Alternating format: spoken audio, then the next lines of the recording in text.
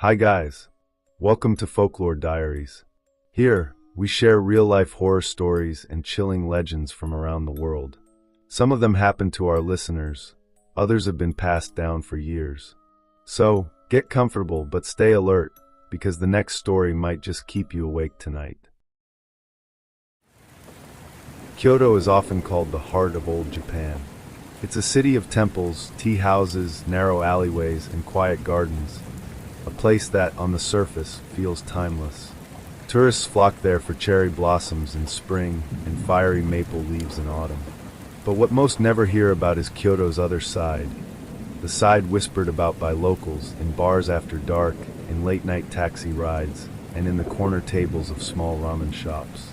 It's the Kyoto of hidden tragedies, where narrow streets turn into silent corridors at night, and shadows linger just a little too long. And it's in this Kyoto, not the one in travel brochures, that I came across a story locals called Aim No Onna, the woman in the rain. It was 1998. I was a second-year university student, broke, and desperate for a place to live closer to campus. My search ended at a squat, aging apartment building on the very edge of the city, a 15-minute walk from the nearest bus stop. The rent was shockingly low, about half the going rate, and the landlord barely asked any questions before handing me the keys. He smiled in a way that I thought, at the time, meant lucky break. Looking back, it felt more like relief. The building sat at the end of a long, narrow road lined with traditional wooden houses. At night, the only sound came from the wind pushing through a nearby bamboo grove. The grove itself felt unnervingly dense, a wall of green that swayed in slow, unnatural rhythm. There were no streetlights past its edge, just blackness. The first time I saw her, it was a Tuesday night in October. I'd stayed late at the university library cramming for an exam. The rain started halfway home, cold and steady, and I realized I'd forgotten my umbrella. The road to my apartment was empty, except for the sound of water gurgling in the storm drains. As I turned the corner near the grove, I froze. There was a woman standing in the rain. She was at least 40 meters away, almost blending into the gray curtain of rainfall. A pale white kimono clung to her thin frame, its hem soaking in the puddles. Her hair was long, black, and plastered across her face like wet ribbons.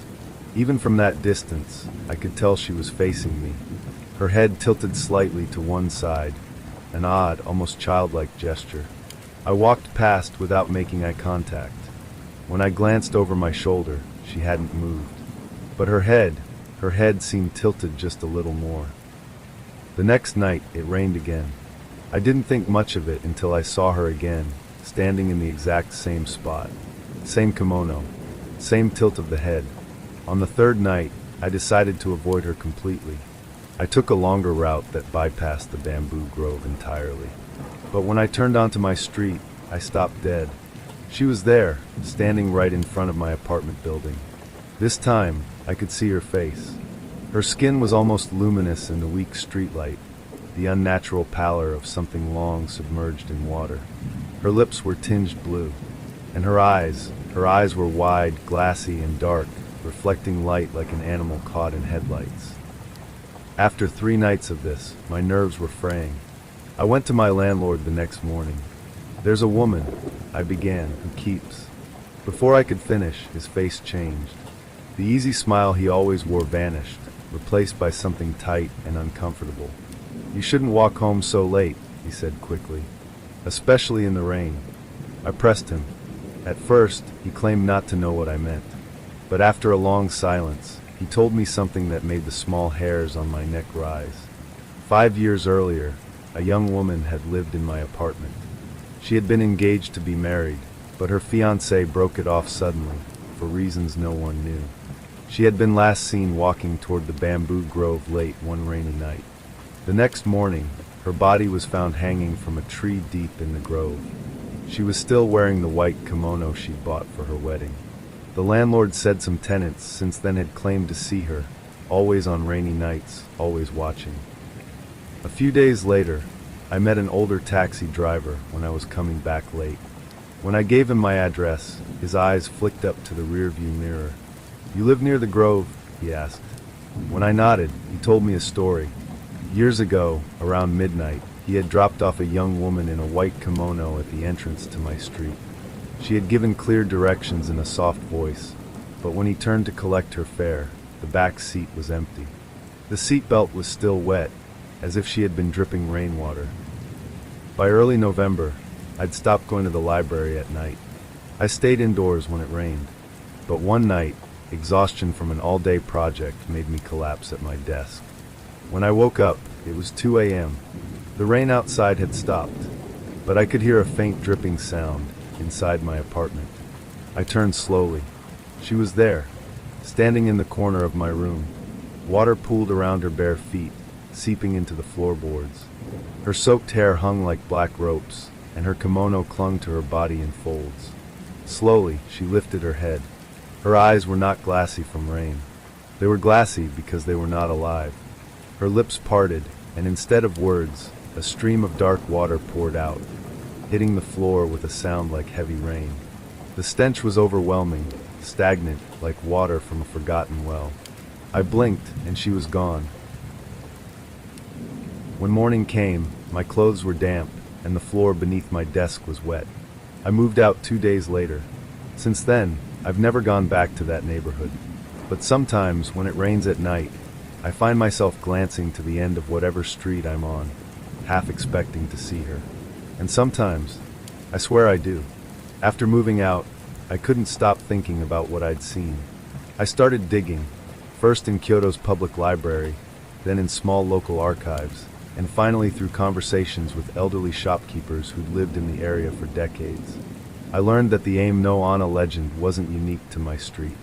The idea of a wet ghost, or ubum in some traditions, goes back hundreds of years in Japanese folklore. These spirits are said to be souls of women who died while pregnant or betrayed before their wedding. They appear on rainy nights wearing white, not a bridal color in Western culture, but in Japan, also the color worn by the dead during funerals. One folklore journal I found from 1932 described such spirits as those who stand between worlds, unable to pass, dripping rain into the realm of the living. A year after I left Kyoto, I returned for a short visit and decided to track down my old landlord. He was reluctant to talk, visibly uncomfortable the moment I mentioned the woman. But after some coaxing, he admitted that at least 3 other tenants had moved out within weeks of moving in, all complaining of the same figure in the rain. One man, a construction worker, had claimed she followed him right up to his building's entrance, but when he turned to confront her, she vanished, leaving a puddle where she had stood. The landlord's final words to me were chilling. She never comes on sunny days, only in the rain. Maybe because that's the night she died, maybe because that's the only time she can find her way back. Through a retired police officer, I was able to confirm part of the story. Yes, in 1993, a young woman had been found in the bamboo grove behind the apartments. Her name was withheld from the public at the family's request, but she had been in her mid-20s. The official report ruled it a suicide, but the officer told me, off the record, that her kimono had been soaked in a way that didn't match the night's rainfall. Like she'd been underwater, he said quietly, and the grove doesn't have any ponds. I tracked down others who swore they'd seen her. A high school student, 1999. He had been walking home from cram school one rainy evening when he saw a woman in a white kimono standing in the middle of the road. She didn't move as he approached, but when a car drove past, she was gone. The asphalt where she'd stood was wet in a perfect human-shaped outline. A postal worker, 2004. Delivering mail during an afternoon shower, he caught sight of her watching from the grove. When he looked again, she was much closer. The second time, closer still. He ran without finishing his deliveries. An elderly neighbor, unknown year. She told me she'd seen the bride since she was young, long before the 1993 suicide. "The girl in white has been here a long time," she whispered. "Every time it rains, she looks for someone." That last account troubled me most. If true, then the woman I saw wasn't just the 1993 victim, or at least not only her. Maybe Aim no Onna is less a single ghost and more a role, a mask worn by spirits of the betrayed, drowned, or forsaken. And maybe the grove is something worse than just a patch of bamboo. Maybe it's a doorway. The last time I visited Kyoto was in 2011. I had promised myself I wouldn't go anywhere near my old neighborhood, but one night curiosity got the better of me. It was raining hard. I stood at the bus stop near the Grove, telling myself I'd just take a quick look. The street was the same as I remembered. Old houses, flickering lamps, the bamboo swaying in the wind. And at the far end of the road, she was there. Same white kimono, same soaked hair, same tilt of the head. This time, though, she began to walk toward me. I don't remember running, but I do remember the sound of footsteps splashing through puddles behind me.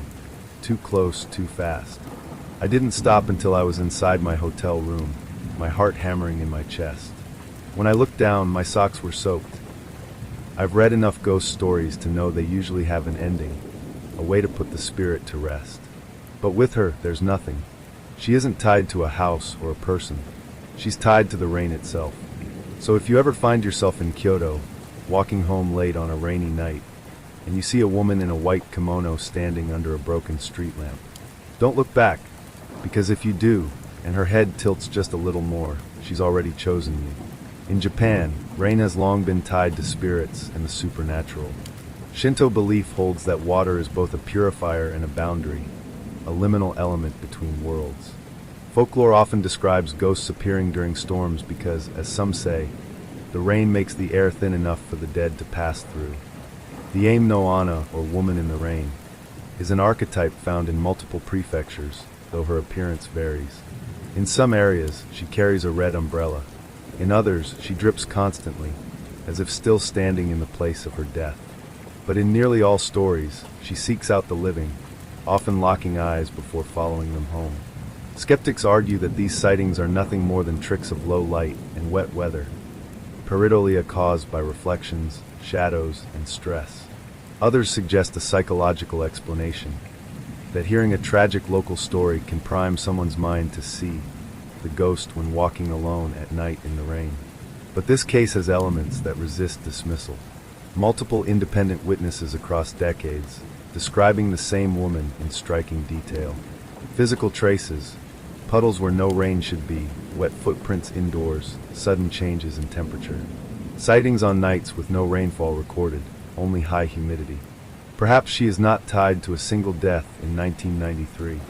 Perhaps the woman I saw, and the one seen in the 1940s, and the one seen by the taxi driver, are all part of something older, something bound to the bamboo grove itself.